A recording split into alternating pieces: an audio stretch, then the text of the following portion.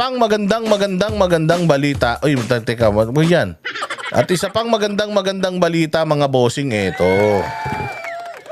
Yan yung isa pang magandang balita natin. Oo, ayan Commission on Audit, Independent Auditors Report for 3 consecutive years. Palakpakan natin ang Office of the Vice President. Oo, ang Office of the Vice President for 3 consecutive years ay nakatanggap ng unqualified opinion. Unqualified opinion ba yun? Oo, nakatanggap po ang Office of the Vice President ng unqualified ano ba yan? Oh, teka, ito hanapin ko. Gusto ko kasi eksaktong words. Oo, kasi hindi nakalagay yan sa may letter pero nandito yan. Oo, unqualified, putang ina niyan. Hindi ko na nakita. Ayan. Unqualified opinion nga. Tatanga-tanga ka talaga so eto na nga, mga bossing. Congratulations, Office of the Vice President, dahil for 3 consecutive years nakatanggap po kayo ng unqualified opinion para sa opisina ng Vice President. Ang ano pong ibig sabihin ng unqualified opinion?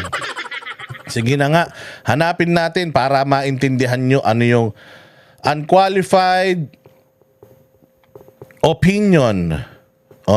BIR, para alam natin kung ano ibig sabihin unqualified opinion in the context of the Bureau of Internal Revenue or financial statements generally refers to an audit opinion given by an independent auditor stating that the financial statement are presented fairly and in accordance with applicable financial reporting standards such as Philippine Financial Reporting Standards or PFRS. Meaning there are no material misstatements in the financial statement. It indicates that the company's books are in order and compliant with tax and accounting laws. This opinion may be required when submitting audited financial statements or AFS to the BIR or SEC for corporations. Yeah, corporations. Ito naman, sa ano naman to? Yan naman ay sa government office yan, yung Office of the Vice President. Congratulations. So ngayon, ito ngayon ang natin. Ito ngayon ang tanong. Para lang maintindihan ng mga troll. 3 years. Ilang taon na ba si Bongbong Marcos at si Inday Sara? 3 taon na sila. Papunta na sila sa 4 na taon. 3 taon na sila. 3 taon na rin, 3 beses na rin na nag-i-issue ang isang independent auditor report na walang issue sa kanilang paggastos ng pera. Walang kabulastugan, walang kamalian, lahat ng kinakailangan, kumbaga balanse yung libro nila. Oy, mali. Bakit, bu? Naglolo ko na naman yata itong ano ko. Ayun nga yung sinasabi natin na walang issue, walang floating, walang hindi maipaliwanag. Everything is fairly presented. Walang problema. Noong hearing din dyan sa good government ni Chua, matatandaan nyo si Akop, ginisa niya yung taga COA. Sabi ng COA, wala pong problema. Maayos po ang pagliliquidate ng OVP. Wala po kaming problema sa kanila. Sabi nung ni Akop, walang problema? So hindi problema sa iyo to? So ibig sabihin talagang even the COA doon sa good government is saying wala pong problema. Ngayon, Sino ba ang may authority? Sino ang merong kapangyarihan at sino yung binigyan ng mandato na scrutinize yung mga gastusin ng mga ahensya ng gobyerno? Commission on Audit, kaya nga sila ang taga-audit. Sila nga ang taga-tingin kung meron ba kayong ginagawang kabulastugan, kakurakutan. Hindi naman Congress, kasi ang trabaho naman ng Congress, mga bossing, is mag-legislate. Meron silang oversight function, meron silang karapatan magtanong, magtingin. Pero pag sinabi ng COA na wala pong problema, dapat ang Congress manahimik na, kasi hindi naman nila trabaho yan unless gawain nila. Dahil mga magnanakaw at kawatan sila, iniisip nila lahat ng taga-gobyerno katulad nila, imposibleng walang nililihim yan. Imposibleng walang tinatago yan. Tayo nga mga magnanakaw, linis-linisan tayo, yan pa kaya? Meron yan, silipin natin. O kasi di ba pinapadaan din natin yung yung kapirahan natin sa mga ganyan, mga confidential funds, di ba? Nilalagay natin kunyari sa scholar na to. Lalagay natin sa scholar na to, pero wala naman talagang ganung scholar. Nilalagay natin dito sa pinanggamot ni ganito, pero wala naman talagang biniling gamot. O kumbaga, marami rin tayong hocus-pocus na pinaglalagyan ng mga pera natin eh. Kaya sigurado ko kung ginagawa natin, ginagawa rin ni VP Sara yan. Ang mali, hindi. Yun lang, kung meron 100 na magkakaparehong puro satanas, meron talagang nag-iisa dyan na matino. Ayun na nga, si VP Sara, kahit isang kusing walang kinuha, paano mo ba naman? Diyan lang sa Davao City, tingnan mo yung kanyang City Hall. Di ba umalis siya nang walang utang yung Davao City dahil ipapasa niya na sa bagong mayor sa kanyang kapatid. Bago niya iniwan sa kanyang kapatid, walang utang yung Davao City. At well accounted for lahat. Wala rin problema yung kanyang opisina sa pagliliquidate ng kanilang mga ginastos for the past administrations dyan sa Davao City. So ito lang ang nagpapatunay, consistent si Vice President Sara Duterte na maayos ang kanyang libro, maayos ang kanyang paggastos, na ang pera ninyo hindi nalulustay dahil according to Commission on Audit, which is the rightful agency ng gobyerno na magsasabi whether magnanakaw ka o hindi, dinispalko mo yung pera o hindi, merong misrepresentation, merong misdisbursement, merong kumbaga ano bang tawag doon kapag misappropriation. Sila yon. It is not the Congress. If you look at the power of the Congress, sila ang may hawak ng budget.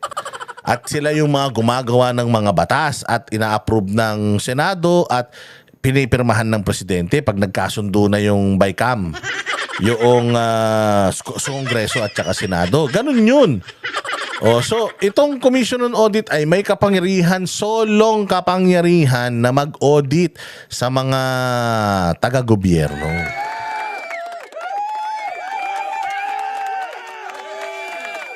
So ngayon, kung magtatanong pa din kayo saan napunta Inday Lustay, Piatos, kung ano-ano pang sinasabi ninyo, sorry po, ito na po yung sertifikasyon na si VP Sara Duterte, ang kanyang opisina, hindi magnanakaw katulad ninyo. Kaya nga dito mo ngayon titingnan kung ano ba talaga itong impeachment ni VP Sara. The reason why VP Sara is so confident na okay lang sa kanya kahit magkaroon ng impeachment dahil dito. For 3 consecutive years, sabi ko nga sa inyo, kahit gaano kadami yung tanong nila, pag ipinakita ni Inday Sara ito sa kanila, tapos lahat ng mga katanungan nila Bakit? Meron pong proseso ng pagliliquidate ng mga bagay-bagay. Lalong-lalo na kung confidential funds. Nakalagay po daw sa konstitusyon, according to Guanzon, na ang liquidation ng tawag dito ng confidential funds is ilalagay mo lang sa sobre na selyado. Ano na yun? liquidated na yun. Ganun yun. Ngayon kung gusto mong silipin yun, sabi nga ni Guanzon, pwede mong ilagay yung recipe ng adobo dun eh. Kasi hindi talaga yun dapat tingnan. Ang Commission on Audit, pag nakalagay, magkano yung confidential funds mo? Meron kang confidential funds 100 million. O nakalagay dun sa sobre, ito yung pinaggastusan ng 100 million na confidential funds. Nasa sobre na to, sealed. Okay. Klaro na yan. Naka-check na kagad yan. Ganun din sa inyo sa Congress eh. Di ba, pagka mag-ano kayo, yung liquidation by certification, di ba yung pera nyo, hindi nyo naman nililiquidate ng nakaresibo yan. Kasi nasa batas din yan. Kaya nga gusto namin ma-repeal yung batas na yan eh. Ng liquidation by certification. Gusto nga namin liquidation by receipt eh, di ba? Diyan nga nagsimula kung bakit kayo gigil na gigil sa mga Duterte dahil hinanapan kayo na resibo eh. Dahil alam ni Pangulong Duterte, mga kabulastugan ninyo, na lahat kayo may mga construction firm na dyan. O at yung mga projects ng gobyerno naka-subcon na sa mga kontrata ninyo diyan fina-funnel ng DPWH di umano yung mga proyekto nila o pinapasubcon sa inyo para magsipagkitaan kayo. O nung sinabi ni Pangulong Duterte yun, ano nangyari, di ba? Yan na, tinarabaho nyo na sila. Nung sinabi ni Pangulo yun eh. Sabihin nyo na naman, kami na naman nagsabi. Sinabi ni Pangulo yun. Gusto nyo, ireklamo nyo siya nandun sa ICC. Pero yun yung sinabi niya. Kaya ayan ngayon mga bossing. Kung gusto nyo baguhin yan, baguhin nyo yung batas. Yun ang trabaho ng Congress, baguhin yung batas. Kung hindi sila masaya sa way ng pagliliquidate ng lahat ng may mga confidential funds, baguhin nila yung batas na ipakita lahat noong mga pinagkagastusan nila. Siyempre, kapag ni-request nyo yun kay Inday Sara, dapat kayo ganun din. Dapat kayo nagpapakita din, kumbaga lead by example. So lahat ng mga patutsyada nitong mga kupal na ito dyan sa Kongreso na magbubukas na naman daw sila ng panibagong quadcom, panibagong tricom at kung ano-ano pang com. Pucha yan. Umpisa pa lang eh. Sana nasayang yung 3 taon ninyo ng kakahiring. Sana naman itong pangalawang 3 taon ninyo magtrabaho na kayo. Diba? Magpasaan na kayo ng mga batas. Hindi. Hearing na naman yung iniisip nyo. Magbubuo kami ng bagong quadcom. Kasi yung quadcom, ayun yung pogo. Tingnan mo ngayon. Yung hayop na nawawalang mga sabongero, dinidikit na ni Boying Rimulya na naman sa war on drugs o sa kay Pangulong Duterte. Hayop, no? Oo nga.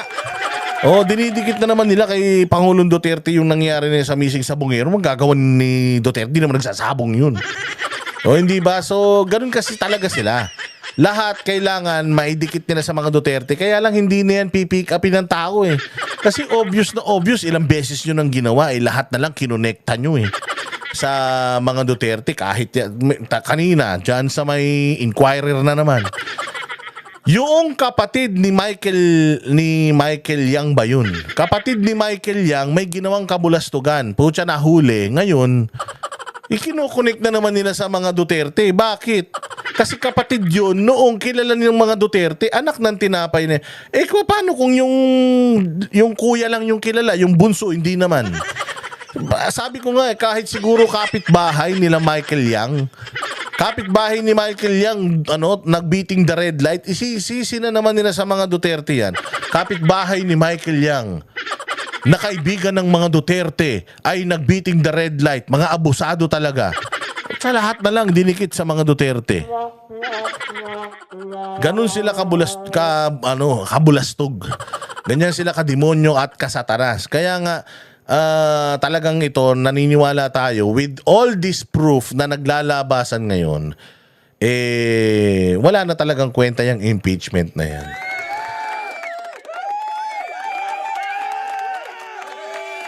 Wala na yan. So congratulations again sa OVP for 3 consecutive years of achieving excellence in auditing, auditors reporting. Congratulations. Kaya naman pala kumpiyansa si Madam eh. Sabi niya, I want bloodbath, I want a trial. Kaya naman pala pero ka ba naman 3 ganito eh. Paano ako naging magnanakaw? Sabi nga ng Commission on Audit, mula umpisang piso hanggang dulong piso. nagastos namin dito. Ano pa, nanakawin ko? O hindi ba? Sabi ng COA, hindi ako magnanakaw. Ano pa, paano na to? O hindi ba? So sasabihin na naman ng mga tingnan mo yung mga congressman, kaya nga sila putak ng putak ngayon eh. Kaya nga sila papresko ng papreskon kahit na yung impeachment nasa Senado na, ang ingay-ingay nila. Alam mo kung bakit? Ayaw nilang tumahimik ito. Ayaw nila yung impeachment ni BP Sara lumabnaw kasi yun na lang. Yun na lang ang tanging pag-asa nila para matupad yung kanilang mga ipinangako doon sa mga may kasunduan sila. Na si BP Sara kailangan mawala sa 2028. Ito na lang ang pag-asa nila. Kasi pag pinasa mo yan sa ombudsman, kita mo, gusto nila tong, 'di ba, pinakialaman ng ombudsman itong kaso ng pinasa ng Congress. Tamo nagalit yung Congress, bakit niyo pinakialaman? O hindi naman namin pinapakialaman sa inyo. Tapos sabi ni Martires, hindi papakialaman, pinadalan niyo kami ng report. Si Amy Marcos, pinadalan kami ng report, umaksyon kami. Nagpadala kayo ng report sa amin, umaksyon din kami. Ba't nagagalit kayo? Kaya ngayon nagkukumahog si Boying Rimulya na mapunta sa ombudsman. Kasi nga, itong impeachment nila, ha, ito lagay nyo sa kukutin ninyo, ha, itong impeachment nila, mas malabnaw pa to kesa sa sopas na walang gatas.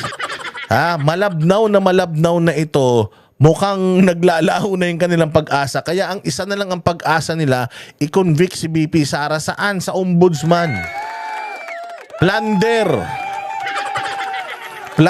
ang ano nila dyan, ang ikakaso at ikinakaso nila dyan. At syempre, kapag ka ikaw ay na-plunder, may kulong na yan. At pag may kulong yan, wala ka na, hindi ka na talaga makakatakbo sa election, any elections kasi nga involving moral turpitude. Oh, di ba hindi niyo napapansin? Hindi niyo napapansin yung kaya nga si Boying tumutulo na laway sa Senate inquiry. Ang ganda-ganda naman ang posisyon niya sa DOJ hanggang 2028 nasa DOJ siya. Kung buhay pa si Bongbong niya na. Pero hanggang 2028 nasa DOJ siya. Sarap-sarap kaya ng DOJ. Bakit nagmamadali siyang magpunta sa ombudsman? Kasi nga mahinang-mahina na yung kanilang yung game plan ng impeachment. Malabo pa sa sabaw ng pusit. Malabnaw na. Oo, malabnaw na mga bossing yung kanilang pangarap na yon kasi nakikita naman nila yung mga senador, wala na talagang interes. Ultimo si Zubiri. Kakampi na ni Bongbong Marcos yan si Zubiri. Sinasabi niya pa na witch hunt yan. Tapos yung dalawang dilawan tae na kaibigan ni Risa Ontiveros, iniwanan pa siya. Putangin na niyan. Ganyan kalabo, ganyan kalabnaw at ganyan nakawalang kwenta yung impeachment na yan. Alam na nila yan. Kaya proceed na sila to plan W. Ang dami na nilang plano A, B, C, D. Nasa W na. Ang plan W nila, mga bossing, hindi na plan A, plan B, plan C, hindi na plan C, plan D. W, dahil sumablay na lahat ng plano nila. 3 taon, binabanatan mo yung mga Duterte, hindi sila kumukupas. Pinakulong mo na yung tatay, halos mamatay na dun sa ibang bansa, hindi pa rin sila kumukupas. Di ba? Hindi pa rin nakakalimutan ng tao, mas lalo pang minahal ng tao. O kaya ngayon, yun na yung susunod nilang hakbang. Kailangan merong demonyo, merong satanas na mapunta dyan sa ombudsman na magko-convict kay VP Sara para hindi na makatakbo sa 2028 election. Yun lang yun. Alam mo yung pinaka-plan Z nila, yung huling-huli na talaga, wala na talaga. Yun yung pinaka-huling-huling plano na kapag hindi pa rin nagkatotoo, hindi pa napunta si Boying dyan sa sa ombudsman, tapos itong impeachment nalaos.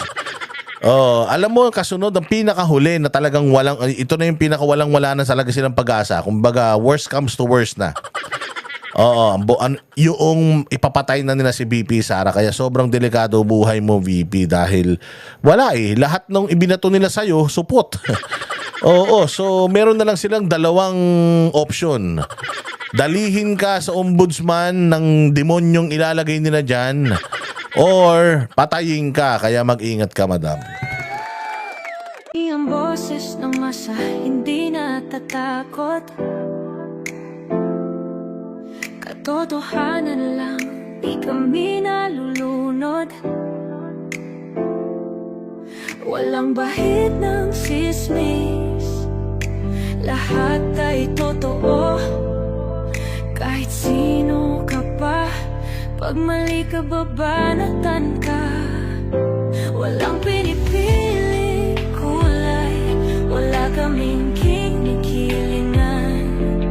Basta para sa bayan, kami lalaban.